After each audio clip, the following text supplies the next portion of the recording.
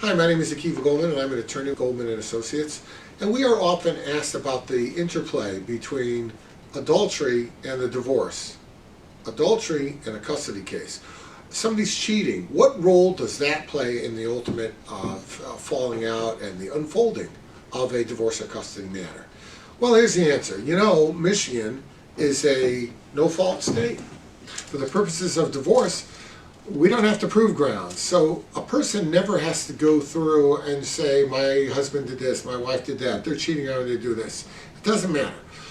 For the purposes of the divorce itself, those things really aren't even significant. The court doesn't really care about that. If there's been a breakdown of the marriage, you're entitled to get a divorce. But those things can be used by the court to evaluate certain other things that are within the divorce. The divorce you get for any reason or no reason.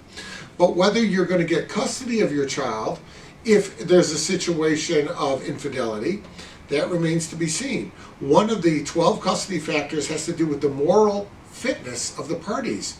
If the court finds that infidelity goes to the moral fitness of one of the parties, it can impact how the custody goes. Similarly, if the court finds there's a very significant fault factor in the marriage because one party departed the marriage, which was a perfectly good marriage, in favor of a relationship outside the marriage, if the court finds that to be the case, that caused the breakdown of an otherwise good marriage, then the court can use that to evaluate things like how it divides up property or perhaps alimony or something like that.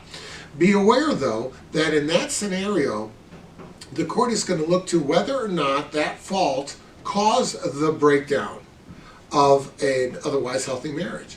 Now, statistically speaking, particularly in cases of a fault involving infidelity, a lot of the studies show that that is usually not the cause of the breakup of a good marriage, but rather the symptom of an otherwise unhealthy relationship. So the court will look to that to determine, was this marriage really already emotionally over before the divorce was filed, before the cheating started, or do we have an otherwise good relationship that was destroyed by infidelity? So those are things that the court's going to look to. If you have any questions about that, obviously reach out to us and we'll be glad to help you out. If you have found this to be informative and helpful, please like and share.